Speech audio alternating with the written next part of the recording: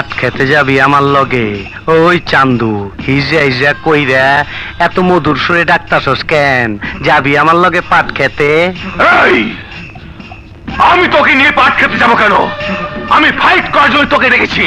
আয় আয়, লড়বি আমার সাথে। হায় হায় হায়, তোর সামনে শরম করে না আমার? তোর আর আমার কোলাকুলি হইব পাট খেতে। যাবি? ওই! ওই বাঙ্গি ফাটা, তরে দেহি বুটটা রম ছিলা ছেকদা দিছে, এক মুড়া কালা এক মুড়া লাল। ওই চিল্লাইস না, হিজড়াগুলো মারামারি করবার চাস কেন? আরে হিজড়া রইলো বলা, অগো খুব কষ্ট, মাইয়াও না পোলাও না, ওরা কি পুরুষের লোকে মারামারি করবার পারে? আরে ওই বেশর্মের দল না মরদের দল, তগ করা হালার ওই যন্ত্রটা নাই নাকি? সব হালায় আমার রকম? তাইলে তো টাক্ক হালাই ঠিকই কইছে হিজড়া। এখন ওর লগে আমরা কমু সবাই মিলা ক হিজড়া হিজড়া হিজড়া হিজড়া হিজড়া হিজড়া হিজড়া হিজড়া হিজড়া হিজড়া হিজড়া। এই, চুপ! আর একটা কথাও না, আমি লড়বো তোর সাথে। কাম হয়ে গেছে।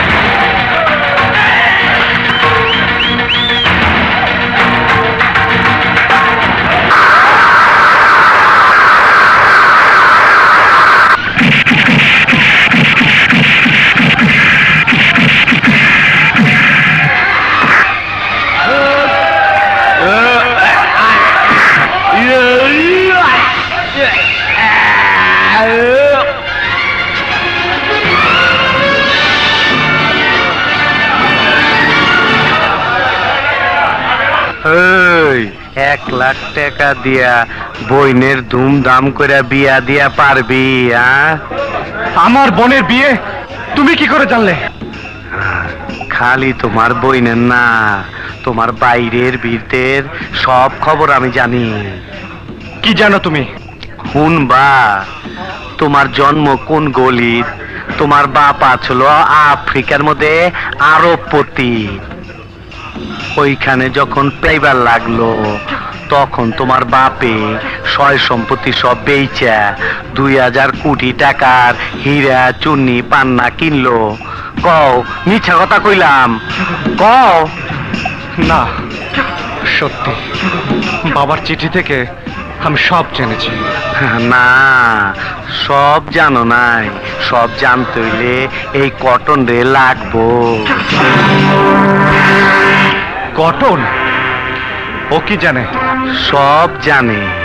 তোমার বাপে মরার সময় এই বান্দাই তো সব দেখছে। তার হাতে তোমার বাপে হীরা চুন্নি পান্না ওই বেগটা তুইলা দিছে। মাগার ওই বেঈমান বান্দির পুতে তোমার মাল তোমার হাতে না দিয়া।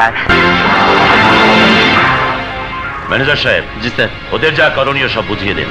জি। তোমরা যাও। সাহেব, আমার মাথায় কিছুতেই এটা ঢুকছে না, হঠাৎ করে অঞ্জলি মামিনীর জন্য 4 জন বডিগার্ড কেন আপনি রেখেছেন? দাইমা, তুমি অঞ্জলির দাইমা, তোমাকে সব কথা বলা যায়।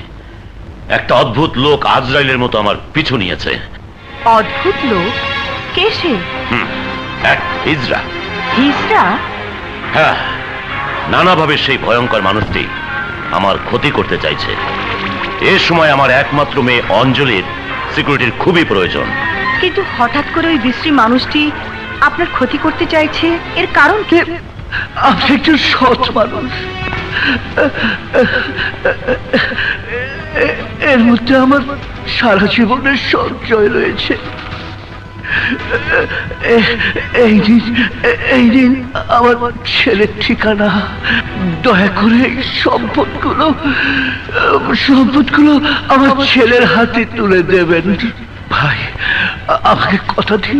হ্যাঁ ভাই, আমি কথা দিচ্ছি, আপনার সমস্ত সঞ্চয় আমি আপনার ছেলের হাতে পৌঁছে দেব। বড় নিশ্চিন্ত হলাম ভাই, বড় নিশ্চিন্ত।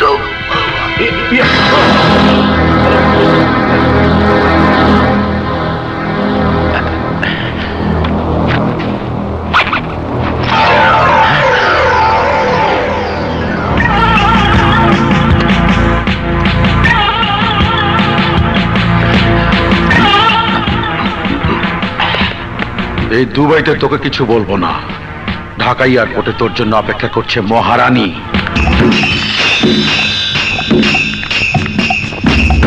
কি জানতে চান বলুন? এই এখন একটা পেলে নাই বা? হ্যাঁ, উনি আসছেন, তবে জীবিত নয়, মৃত। কি আর কি মারো? আইলাম জিন্দা মাইসের খবর লইতে, আর শিক্ষিত হালায় খবর দিল অন দা ওয়েতে ওনার হার্ট অ্যাটাক করেছে। ওহো, উনি আমার এমন জায়গায় হাত দিছে, এখন আমি তো কাউরে কিছু কইবার পারুম না। মাগার জিন্দা হোক আর মুর্দা হোক, ওই হীরা চুনি পান্নার খবর আমার কাছে আইবই। আচ্ছা শিক্ষিত ভাই, আরেকটা খবর দেন তো, ওই প্লেনটা লাস্ট লইয়া বাংলাদেশে কখন আইবো?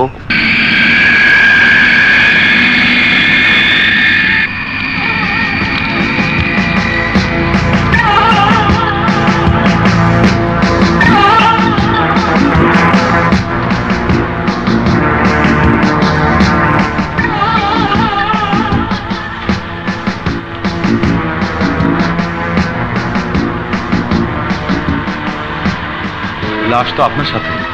জি, প্লিজ একটু তাড়াতাড়ি ক্লিয়ারেন্স ব্যবস্থা করুন, আমি কাস্টমসে আছি। ঠিক আছে।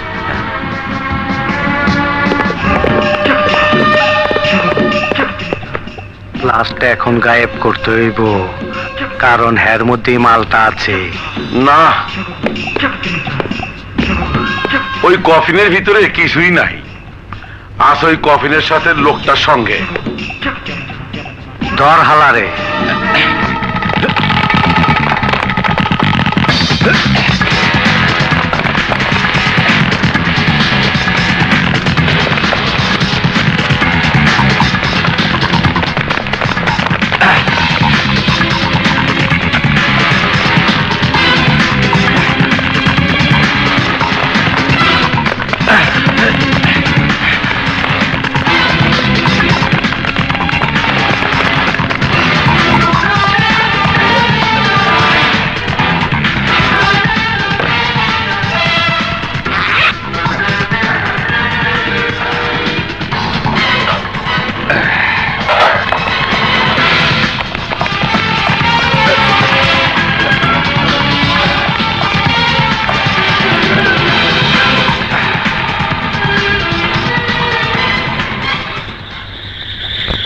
La la la la la la la la la la la la la la la la la la la. Hey, তোমরা কারা? Okay. Oh, sorry. Hey, I'm very sorry. It's okay. Hey, don't be crazy. La la la la la la.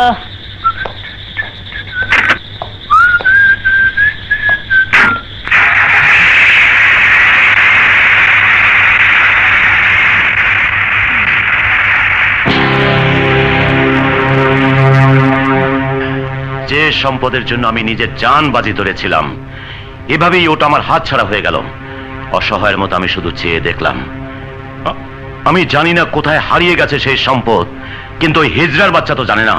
সে তো ভাবছে ওদের ধোকা দিয়ে আমি হজম করে ফেলেছি সমস্ত হীরা চুনি পান্না।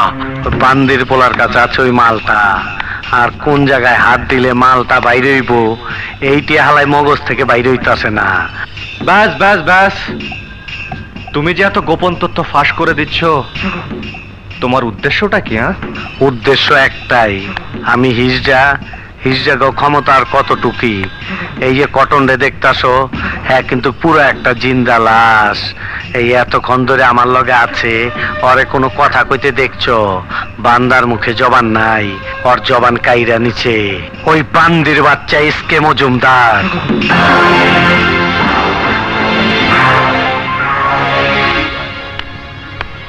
এই কটন হইল গিয়া তোমার বাপের ওই মালটার একমাত্র সাক্ষী, আর সাক্ষী বইলাই ধরা খায় গেছে।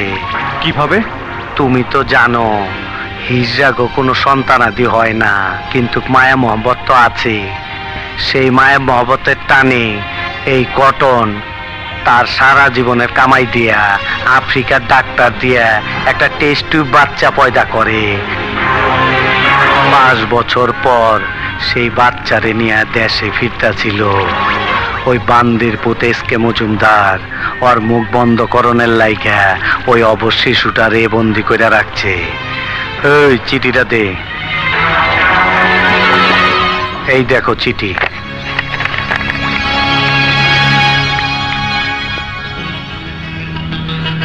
মিস্টার কটন, এই চিঠি যখন লিখছি তখন তোমার টেস্ট টিউব বেবি আমার হাতে।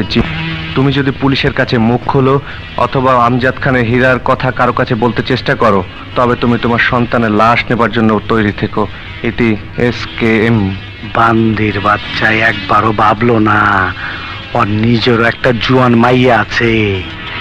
এই মাইয়াটারে যদি এখন কেউ গায়েব কইরা দেয়।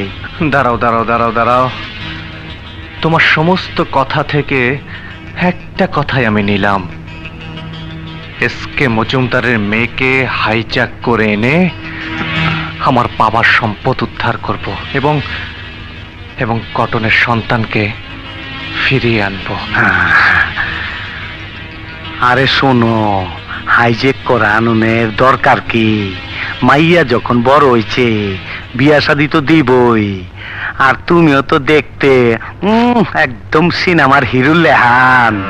মাগার পয়সাওয়ালা মাইয়ার বাপ তো পয়সাওয়ালা পোলাই চাইবো। যজ্ঞা এক কাম করো, আমার মরদরে তোমার নকল বাপ বানায় দে। ও হইব নকল কুটিপতি আর তুমি হইবে ওর নকল পোলা। বাস দেখবা কেমনে কেস ফিট হইয়া যায়। মাগার ওই ছেমরিরে তুমি প্রেমের ফান্দে ফালাইবার পারবা তো? সে চিন্তা তুমি করো না, দেখবে ওই মেয়ে হাসতে হাসতে আমার হাত ধরে ঘর থেকে বেরিয়ে আসবে। আমি ওর সাথে এমন অভিনয় করব যে রাতের ঘুম হারাম